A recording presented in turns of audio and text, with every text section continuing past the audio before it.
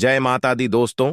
हरतालिका तीज के व्रत में क्या क्या खाना चाहिए और सरगी कैसे लेनी चाहिए, व्रत का पारण कैसे करें और सास को थाली कैसे दें, क्या क्या सामग्री उसमें रखनी चाहिए और जिनकी सासू मां नहीं है वो क्या करें।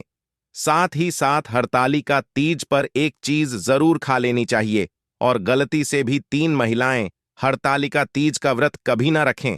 दोस्तों, पति हो जाता है बर्बाद। भगवान शिव और मां गौरी आपकी झोली खुशियों से भर देंगे। हो जाओगे धनी सच्चे दिल से। कमेंट बॉक्स में लिखे ओम नम शिवाय, जय माता पार्वती। माता पार्वती के लिए एक लाइक जरूर करें। दोस्तों, हरतालिका तीज शुभ मुहूर्त भाद्रपद की शुक्ल पक्ष की तृतीया तिथि 5 सितंबर 2024 को दोपहर 12:21 पर शुरू हो रही है। तिथि का समापन 6 सितंबर को दोपहर 3:01 पर होगा। उदया तिथि के अनुसार शुक्रवार 6 सितंबर के दिन हरतालिका तीज का व्रत किया जाएगा। इस दौरान पूजा का मुहूर्त प्रातःकाल 6:02 से सुबह 8:30 तक रहेगा। दोस्तों, हरतालिका तीज पर पहले सरगी ली जाती है। आइए जानते हैं सरगी कैसे ले।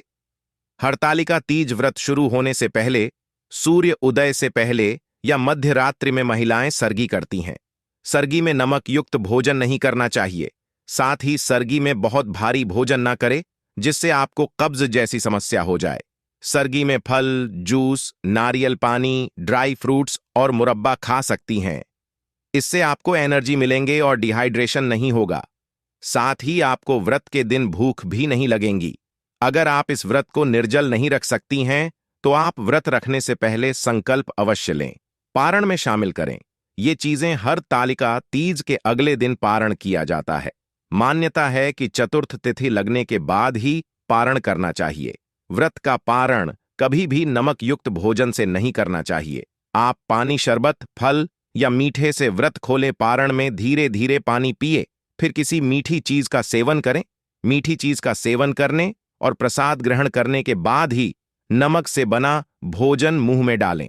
दोस्तों, शास्त्रों के अनुसार माना जाता है कि भगवान शिव और माता पार्वती को बेल फल अर्पित करने के बाद प्रसाद स्वरूप में पूरे परिवार को खाना चाहिए।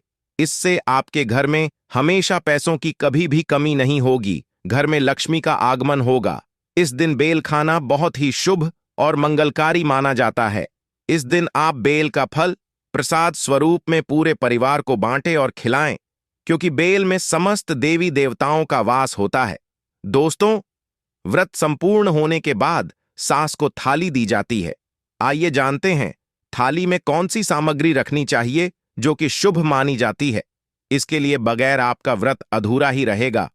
थाली में आपको ऐसी सुंदर साड़ी, सफेद मत देना तथा बिंदियां, बिछियां, चूड़ियां, मेहंदी, महावर तथा नेल पॉलिश, कुमकुम, कंघी, मिठाइयां और दक्षिण अवश्य डालें।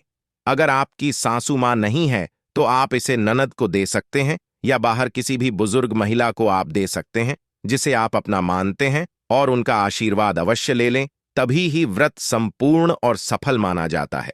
दोस्तों, हरतालिका तीज के व्रत में तीज माता को ये 3 चीजें कभी अर्पित नहीं करनी चाहिए। यह 3 चीजें माता को चढ़ाने से व्रत टूट जाता है, पति पर घोर विपदाएं आ जाती हैं और उल्टा आप पाप के भागीदार हो जाते हैं। ऐसा घोर पाप कभी मत करना दोस्तों। आइए जानते हैं कि सबसे पहली चीज है माता को अर्पित की जाने वाली सामग्री। जैसे कि टूटे हुए चावल कभी अर्पित नहीं करने चाहिए। टूटी हुई चौकी, खंडित चौकी नहीं होनी चाहिए। चौकी पर हमेशा लाल कपड़ा बिछाना चाहिए। मंदिर में भूल कर भी माचिस नहीं रखनी चाहिए, बहुत ही अशुभ माना जाता है। इस दिन फलों में नाशपाती कभी अर्पित नहीं करना चाहिए। हरतालिका तीज पर सफेद कपड़ा कभी दान नहीं करना चाहिए और ना ही पहनना चाहिए। इस दिन जितना ज्यादा हो सके हरे, पीले, गुलाबी, लाल रंग पहनना बहुत ही शुभ माना जाता है। दोस्तों, हरतालिका तीज पर माता को श्रृंगार अर्पित किया जाता है। श्रृंगार हमेशा नया होना चाहिए। टूटा हुआ श्रृंगार अर्पित नहीं करना चाहिए। माता की पूजा में कलश पर हमेशा नारियल को लेटाकर रखना चाहिए। खराब नारियल अर्पित नहीं करना चाहिए तथा पूजा में टूटे हुए चावल अर्पित नहीं करना चाहिए। दोस्तों, हरतालिका तीज पर कभी किसी की चुगली आदि नहीं करनी चाहिए। इस दिन पति पत्नी को दूरी बनाकर रहना चाहिए, सात्विक भोजन करना चाहिए। इस दिन बड़ों का ध्यानपूर्वक सम्मान करें, इस दिन मुख्य से गंदे विचार ना बोले, क्योंकि ये व्रत पति से संबंधित है। पति का सम्मान करें, पति को भूलकर भी गाली ना दे। इस दिन लहसुन प्याज का खाना घर के अंदर नहीं बनाना चाहिए। मांस मदिरा आपके आसपास भी ना हो। शास्त्रों के अनुसार अगर आप हरताली का तीज का व्रत न रख सके तो कम से कम अपने हाथों में हरी भरी चूड़ियां अवश्य पहने। मेकअप, श्रृंगार आदि अवश्य करें। इससे आपके पति पर कष्ट नहीं आएंगे। दोस्तों, मासिक धर्म में हरताली का तीज का व्रत अवश्य रखना चाहिए, परंतु देवी देवताओं की प्रतिमा को स्पर्श ना करें। व्रत का पालन आप वैसे ही करें जैसे आप बाकी दिनों में करते चले आ रहे हैं। इससे आपको उतने ही फल की प्राप्ति होगी। जीतने के आप हकदार हैं। दोस्तों, हरतालिका तीज पर शाम के समय घर की 3 चीजें कभी किसी को नहीं देनी चाहिए, नहीं तो आपके घर की लक्ष्मी हमेशा के लिए दूसरों के घर चली जाएगी। पहली चीज है नमक। शाम होते ही घर का नमक किसी को नहीं देना चाहिए और ना ही लेना चाहिए। दूसरी चीज है तेल। शाम ढलते ही घर का तेल किसी को नहीं देना चाहिए। दोस्तों, तीसरी चीज है दूध। हरतालिका तीज पर शाम के समय घर का दूध कभी किसी को नहीं देना चाहिए, नहीं तो आपके घर में से सुख समृद्धि सब चली जाएगी। दोस्तों, हरतालिका तीज का व्रत 3 शादीशुदा महिलाओं को गलती से भी नहीं रखना चाहिए। बहुत बड़ा आप शगुन माना जाता है। ऐसी महिलाओं का व्रत कभी सफल नहीं होता, महापाप माना जाता है। माता पार्वती हो जाती है, क्रोधित लगता है। श्राप। आप ऐसी गलती कभी ना करें। दोस्तों, चरित्रहीन महिला, वह मन में गंदे विचार, एक चरित्रहीन महिला की आराधना से हमेशा दूर रहते हैं। भगवान ऐसी महिला की पूजा कभी स्वीकार नहीं होती। अगर हम शास्त्रों की माने तो अगर आपके मन में गलत विचार आते हैं और आप दूसरों के प्रति गलत भावना अपने मन में रखते हैं तो आप भगवान की पूजा कभी नहीं कर सकते। ऐसी शादीशुदा महिलाओं से हमेशा क्रोधित रहती है मां पार्वती। मां उनकी पूजा कभी स्वीकार नहीं करती। अगर आपका मन आपके पति के लिए सच्चा है तभी ही पूजा व्रत आदि स्वीकार होती है। आप हरतालिका तीज व्रत रख सकती हैं। मां पार्वती साक्षात ऐसी महिलाओं को आशीर्वाद प्रदान करती है। दोस्तों, नंबर 2, अधूरी शादी। खास तौर से सुहागन स्त्री के लिए हरतालिका तीज का व्रत बहुत ही महत्वपूर्ण माना जाता है। लेकिन क्या आप जानते हैं, शास्त्रों के अनुसार जब तक आप हिंदू रीति रिवाज के साथ शादी नहीं कर लेते, यानी 7 फेरे नहीं ले लेते, तब तक आप इस व्रत को रखने में सक्षम नहीं हैं। शास्त्रों में इस बात की कतई मनाही है। अगर आपने कोर्ट मैरिज भी की है तो भी आप इस व्रत को रखने में सक्षम नहीं हैं। पहले आप अग्नि के साथ फेरे लेने, तभी ही आप हरतालिका तीज का व्रत रख सकते हैं। और अगर आप शास्त्रों के विरुद्ध ऐसा करते हैं तो आप पाप के भागीदार बन सकते हैं। माता पार्वती आपसे नाराज हो सकती है। दोस्तों, नंबर 3, कुंवारी कन्याएं हरतालिका तीज का व्रत रख सकती हैं। अगर पाना है अच्छा पति तो हरतालिका तीज का व्रत कुंवारी कन्याएं अवश्य रखें। दोस्तों, नंबर 4, तलाकशुदा महिला। दोस्तों, शास्त्रों के अनुसार किसी भी धार्मिक कार्य में पति पत्नी का होना आवश्यक पूर्वक हो जाता है। इन दोनों के बगैर भक्ति पूजा पाठ अधूरी मानी जाती है।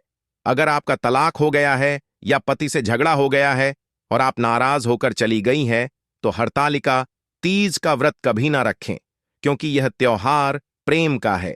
इसीलिए आप दोनों को एक होना पड़ेगा, तभी ही आप हरतालिका तीज व्रत रखने में सफल हो सकती है और मां पार्वती भी प्रसन्न होती है। दोस्तों, हरतालिका तीज पर यह चीज अवश्य दान करना चाहिए, इससे पति की उम्र बढ़ जाती है। हरतालिका तीज पर इन चीजों का दान करने से बगैर व्रत रखे ही संपूर्ण फल की प्राप्ति हो जाती है। इन चीजों का दान जरूर करें। दोस्तों, हरतालिका तीज पर मान्यता है कि इस दिन सुहाग के समान के साथ साथ मंदिरों में फलों का दान करने से सुख समृद्धि आती है।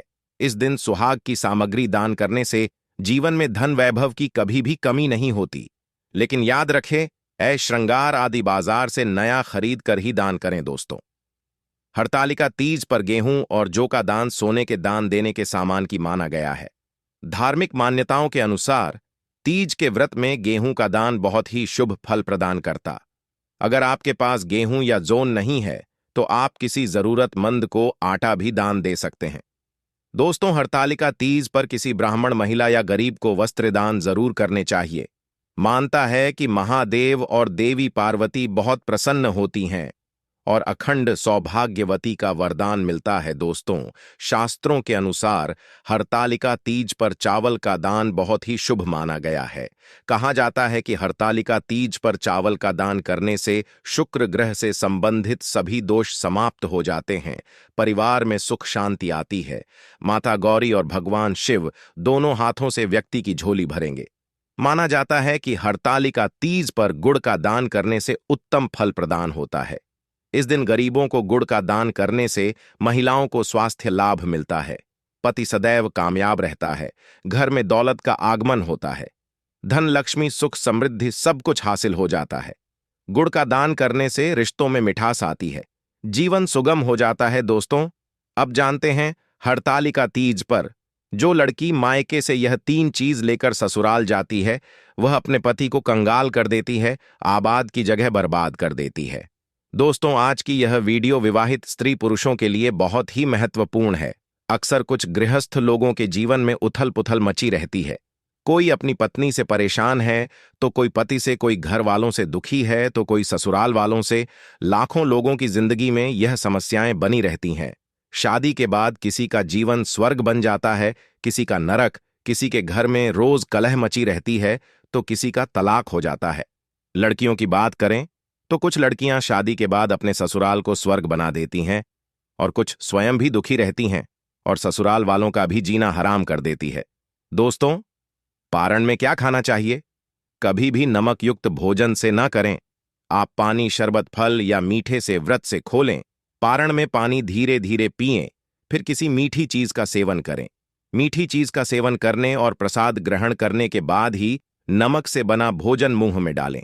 माता पार्वती आपको व्रत सफल संपूर्ण तरीके से करने की भरपूर शक्ति दे। कमेंट बॉक्स में जय मां पार्वती अवश्य लिखें। धन्यवाद।